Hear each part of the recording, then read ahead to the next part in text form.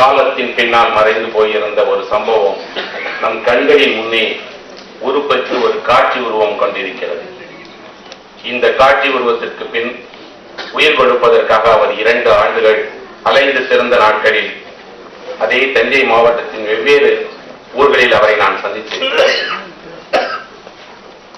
சரித்திரம் எப்போதுமே ஆழ்பவர்களால் அதிகாரத்தால் எழுதப்படுவது. அதில் உண்மைக்கு அதிகம் இடம் இருப்பதில்லை, சில வேளைகளில் உண்மையே இருப்பதில்லை.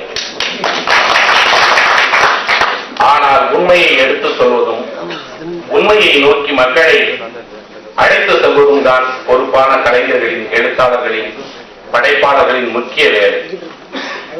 சரித்திரம் என்பது பாட புத்தகங்களிலோ வகுப்பறைகளிலோ கற்றுக் கொடுப்பது அல்ல. சரித்திரம் நம் மனதிலும் உடலிலும் எழுதப்பட்டிருக்கிறது. ஒவ்வொருவருடைய உடலில் உள்ள காயத்திலும் நம் காலத்தின், நம் அவமானத்தின், நாம் வாழ்ந்து கொண்டிருப்பதின் சரித்திரம் பதிவாகி இருக்கிறது. இப்படத்தில் அதற்கு ஒரு சான்று இருக்கிறது. அதை நான் மேற்கோளாக சொல்ல விரும்புகிறேன்.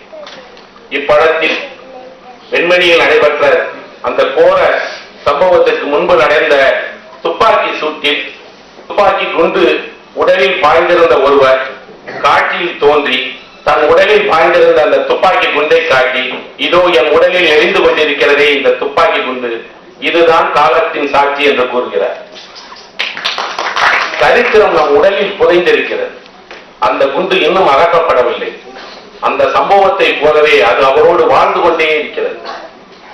சரித்திரம் நம் உடலில் எழுதப்பட்டிருப்பது இந்த ஆவணப்படத்தின் பல்வேறு இடங்களில் மிக நிகழ்வாகவும் மிக அருகாமையிலும் துல்லியமாகவும் பதிவு செய்யப்பட்டிருக்கிறது.